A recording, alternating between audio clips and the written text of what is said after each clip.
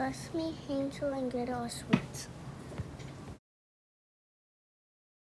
Read by Miss Hazel.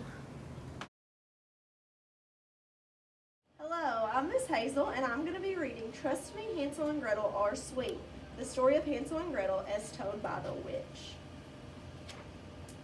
Yes, I'm the witch from the Hansel and Gretel story. And yes, I live in a house made of gingerbread. But I most certainly do not tumble into the flames of my own oven. I mean, look at me. I'm alive. And I never would think of eating Hansel and Gretel. It's time I set the record straight. Gather around. But please, no nibbling on my house. I always knew I was different. While the other little witches were learning to make potions and cast spells, I was playing with my food. I molded mashed potatoes into polar bears. I wove noodles into wall hangings. As I grew up, my projects got bigger and better. I was a food artist. I made beds out of marshmallows and floors out of rock candy. Eventually, I built my own cottage, my masterpiece.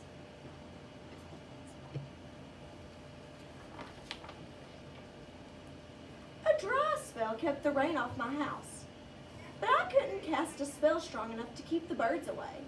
So I got a pile of children's clothes from the lost and found boxes and put up scarecrows. I suppose that's what started the rumor that I ate children. The scarecrows did the trick, except for one crow who wasn't the least bit scared. I called him Thorn. Every day I had to patch the messes he'd make. It was an ongoing battle.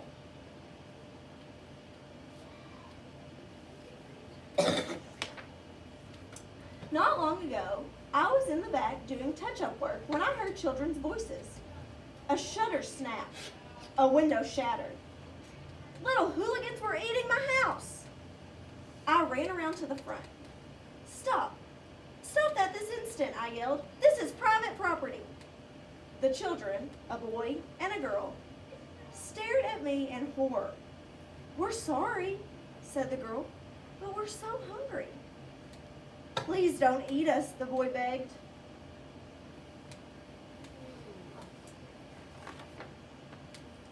I could see that the children weren't doing well, so I invited them in for something to eat. Their names were Hansel and Gretel. Between bites, they told me quite a story. Our stepmother wanted to get rid of us, Gretel said. She said there wasn't enough food for us, but she just wanted it all for herself. She made Dad leave us in the forest twice. She was hoping we'd get lost, said Hansel. The first time we made a trail with white pebbles and followed it back home. The next time we made a trail with breadcrumbs, Gretel continued. But let me guess, I said.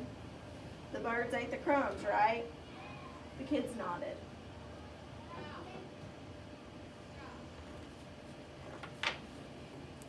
Of course, I said. They could live with me. Of course, I said they could live with me. Where else would they go? Hansel, Gretel, and I got along beautifully. I taught them about food art. They helped me with chores and kept an eye on that horrible bird.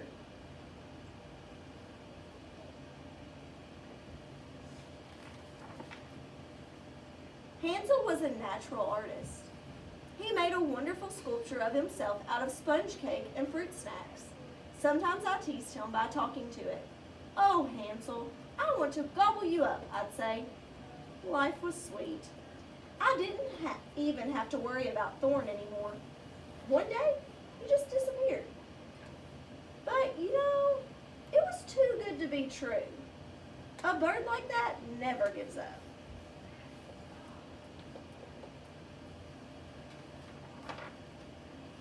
A few weeks later, the kids and I were baking pies. Suddenly, Thorn landed on my window and began pecking away. Then a woman's voice, Yoo-hoo! Is anyone home? Hansel and Gretel turned as white as powdered sugar.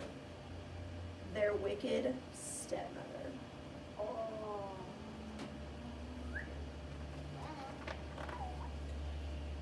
Yes, the stepmother and Thorn were working together. They wanted the kids and me out of the picture so they could eat my house. Well, that wasn't going to happen. I flung open the door. "Now look here," I began, but the woman pushed past me. "Darling children, you're alive," she exclaimed. "Run for it," I told Hansel and Gretel. I grabbed a pie and was about to throw it in the stepmother's face when she opened the door of the oven and shoved me in. I know this is a very scary part of the story. If you need to take a few deep breaths, go ahead. So there I was, hollering and pounding on the oven door. But then I realized something. The flames weren't burning me. In fact, they tickled. My dear old oven, my true and best friend, would never harm me.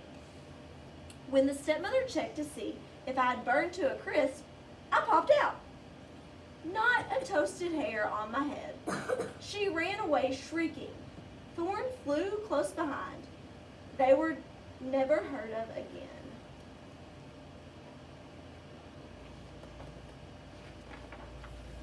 Now, life is even sweeter. Hansel and Gretel still live with me. So does their dad, a nice fellow, now that his wicked wife isn't around. With all these extra helping hands, I've made plans to extend.